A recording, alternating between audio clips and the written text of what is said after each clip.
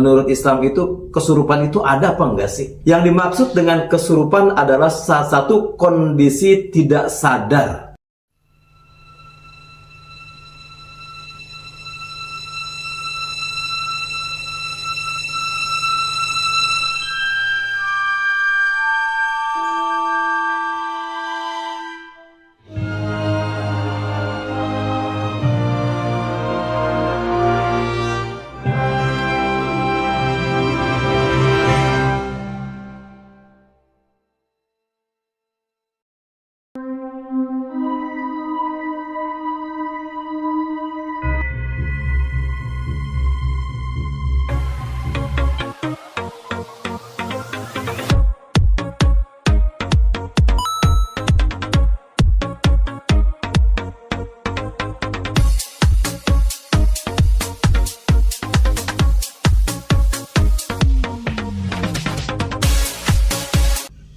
Sallallahu ala Muhammad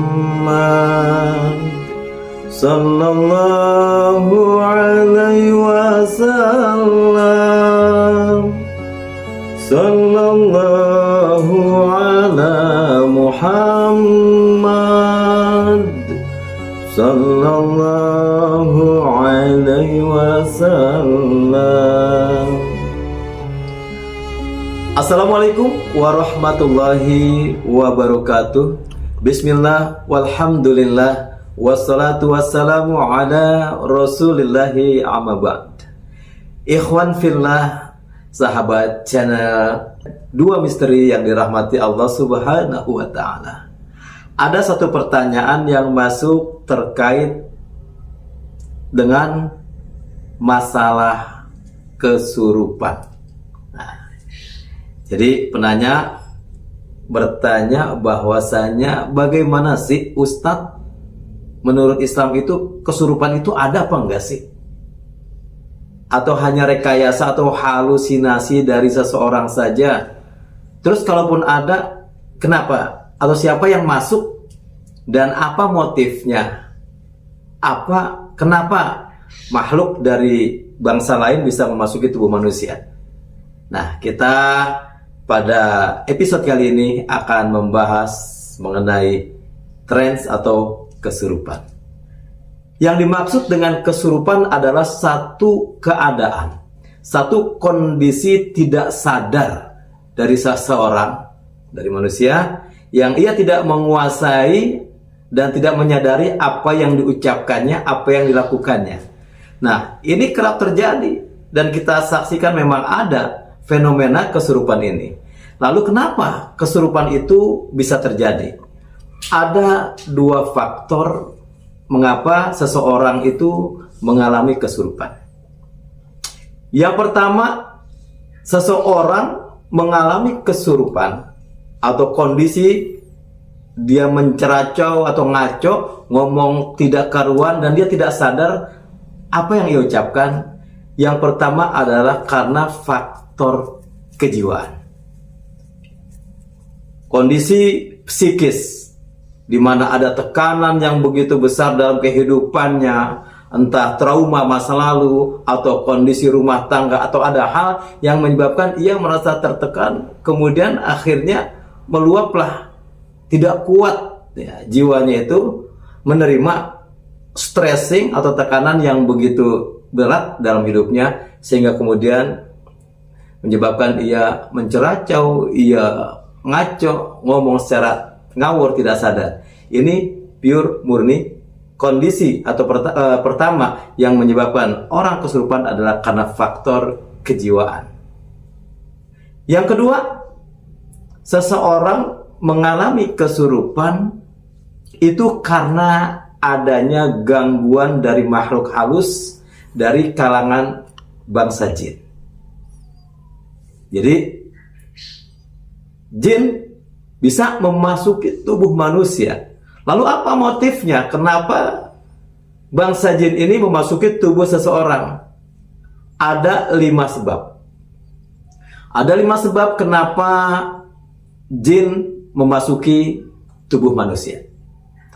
Yang pertama, jin dia mau memasuki tubuh seseorang tanpa sebab. Dalam artian tidak ada alasan, hanya usil, hanya jahil, hanya iseng. Jin ini pengen mengganggu manusia. Itu sebab yang pertama. Jadi nggak ada alasan. Memang sifat jin ini dia usil, dia jahil. Karena sungguh terutama dari kalangan jin kafir.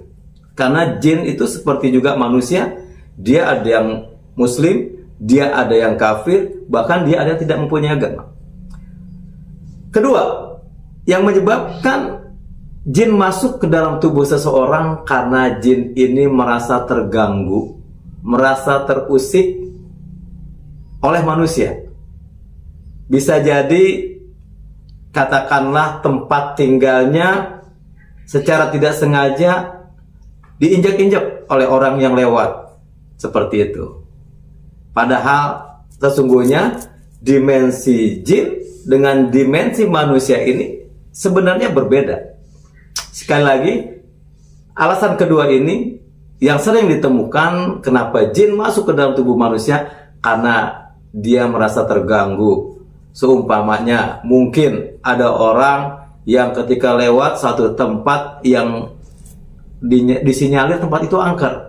Kemudian orang tersebut dia melempar sesuatu ke dalam ke sebuah arah pohon tua yang katanya angker. Kemudian setelah kejadian itu orang ini kesurupan. Nah, jin ini marah karena merasa tempatnya terganggu. Atau bisa jadi kadang ditemukan ketika anak-anak muda yang camping di pegunungan, kemudian dia membuat keonaran, membuat kebisingan. Ini kalangan dari bangsa jin terganggu dan kemudian ia masuk ke dalam tubuh di antara salah seorang anggota anak-anak remaja yang camping itu.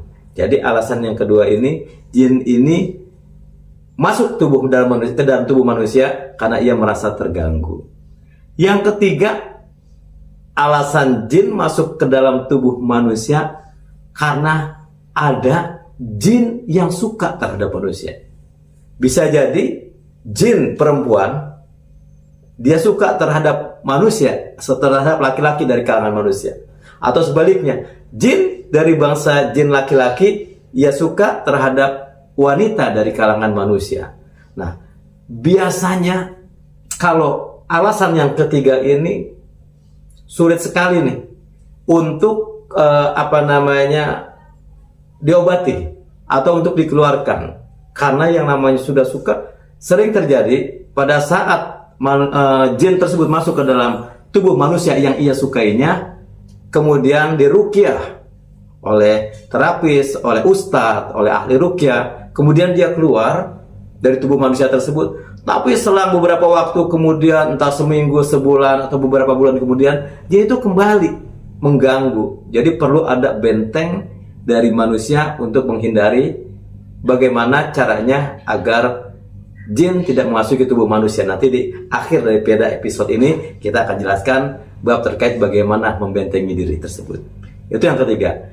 Yang keempat, alasan kenapa jin bisa masuk ke dalam tubuh manusia karena bisa jadi ada satu kondisi psikis tertentu yang menyebabkan dimensi jin dengan dimensi manusia ini bersinggungan. Karena alam jin dengan alam manusia, dengan alam malaikat, ini adalah sesuatu yang berbeda, di mana malaikat ia bisa melihat jin dan bisa melihat manusia, tetapi jin dan manusia tidak bisa melihat malaikat. Kemudian jin, alam jin, dia diciptakan ia bisa melihat manusia, tetapi manusia tidak bisa melihat jin. Di dalam Al-Quran, di dalam Al-Quran surat Al-A'raf ayat 27, Allah Ta'ala berfirman, A'udzubillahi minasyaitonirrajim, innahu yarakum huwa wa qabiluhu min haitsu la tarawnahum. Mereka nih sungguh dari kalangan jin, mereka dan bala tentaranya bisa melihat manusia dari satu tempat yang manusia tidak bisa melihat mereka. Jelas di dalam Al-Quran surat Al-A'raf ayat 27. Nah, kondisi psikis tertentu di mana dimensi manusia dengan dimensi jin ini bisa bersinggungan, bisa jadi pada saat seseorang dalam kondisi takut yang berlebihan atau dalam kondisi sedih yang berlebihan, atau bisa jadi kondisi dalam marah yang kelewatan, atau kondisi dalam kondisi gembira yang berlebihan juga. Jadi sesuatu yang berlebihan ini kadang ketika manusia dalam kondisi yang takutan amat sangat, umpamanya melewati satu tempat yang angker, dia sudah down duluan, dia merasa bahwa wah, di sini menurut cerita masyarakat sekitar banyak terjadi penampakan, banyak terjadi gangguan. Dia udah down mentalnya duluan, udah takut yang berlebihan. Nah, pada kondisi ketakutan yang berlebihan itulah mudah sekali dimasuki oleh bangsa jin. Atau bisa jadi gembira. Hati-hati, gembira yang berlebihan pun juga ini bisa jadi bersinggungan dimensi manusia dengan jin. Ketika seseorang tertawa, terbahak-bahak, pada saat itu ada posisi di mana setan, jin dari kalangan kafir, dia masuk ke dalam tubuh manusia. Yang ketika dia tertawa, kenapa? Pada saat tertawa yang berlebihan dia lupa diri. Atau marah.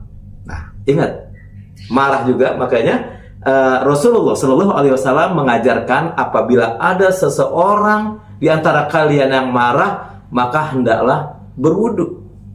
Kenapa Rasul mengajarkan demikian? Marah itu, kata Rasulullah, dari setan. Setan itu tercipta dari api. Api hanya kalah dengan air. Maka ketika seorang marah, ia berwudu, maka api yang ada di tubuh dan manusia tersebut akan tersiram dengan air wudu. Nah, bisa juga dalam keadaan tadi sedih, marah, gembira, takut. Ini yang keempat, penyebab manusia bisa dimasuki oleh jin. Dan yang terakhir, yang kelima, kenapa jin bisa masuk ke dalam tubuh manusia? Ini karena adanya kerjasama antara tukang sihir dengan kalangan jin kafir.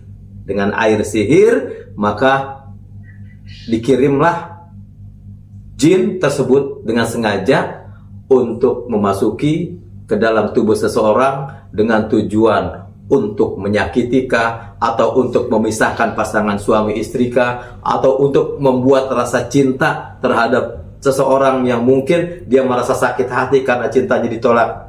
Nah, ini 5 kondisi, 5 keadaan kenapa jin bisa masuk ke dalam tubuh manusia. Lalu kemudian kita bertanya, wah kalau begitu jin lebih hebat dong dari manusia. Tidak. Sungguh manusia itu diciptakan dengan sebaik-baik bentuk, sebaik-baik rupa, dan manusia adalah makhluk yang paling sempurna. Manusia itu lebih tinggi derajatnya dibandingkan dari kalangan jin. Tetapi kenapa hal itu terjadi? Jin juga tidak sembarangan ia menampakkan diri. Jin juga tidak sembarangan ia mau memasuki tubuh seseorang. Kenapa? Karena ketika jin masuk ke dalam tubuh seseorang, maka ia berada di dalam dimensi manusia. Nah, catat. Jin ini kan punya dimensi tersendiri. Ya. Jin punya dimensi tersendiri, alamnya tersendiri, manusia punya alam tersendiri. Ketika terjadi persinggungan, jin ini keluar dari dimensinya, dia masuk ke dimensi manusia, masuk ke dalam tubuh manusia, maka dia mengikuti hukum yang berlaku di dimensi manusia. Kalau mungkin jin di alamnya dia sakti, bisa terbang, bisa begini, bisa begitu. Ketika dia masuk ke alam manusia, dia lemah, sesungguhnya dia lemah. Seperti halnya, analogi sederhananya, kita tahu ikan hiu. Siapa yang berani dengan ikan hiu? Ikan yang begitu buas, ikan yang begitu berbahaya, apa saja yang ada dekatnya, habis dimakannya. Ikan hiu sangat buas, ikan hiu sangat berbahaya ketika, dengan catatan, ketika di alamnya. Tetapi coba, kita taruh ikan hiu di halaman masjid. Kita taruh ikan hiu di lapangan bola. apa yang terjadi? Dia nggak punya daya. Kenapa? Dia keluar dari alamnya. Nah, ini yang terjadi. Jadi tidak semua kalangan atau golongan jin berani atau mampu dia mau masuk ke dalam dimensi manusia. Dan tidak semua dari kalangan jin mempunyai kemampuan untuk bisa menampakkan diri, terus kemudian bahkan sampai masuk ke dalam tubuh manusia. Ini biasanya jin yang sudah berumur ratusan atau ribuan tahun. Seperti itu. Nah, lalu bagaimana kita manusia, terutama umat Islam, membentengi diri, melindungi diri dari gangguan jin? Allah mengajarkan kalimat ta'awudz. Ketika kita lewat satu tempat yang angker, satu tempat yang dianggap ini katanya banyak terjadi penampakan, banyak terjadi gangguan-gangguan dari kalangan jin, maka Rasulullah mengajarkan doa. Apa doanya? Bismillahilladzi la yadurru ma'asmihi syai'un fil ardi wala fis sama wa huwas samiul alim. Atau kita baca a'udzu bikalimatillahi tammati min syarri ma khalaq. Nih, dua kalimat yang kita baca ketika kita melewati satu tempat yang dianggap ini sering terjadi gangguan dari kalangan jin. A'udzu bikalimatillahi tammati min syarri ma khalaq. Bismillahilladzi la yadurru ma'asmihi syai'un fil ardi wala fis sama wa huwas samiul alim.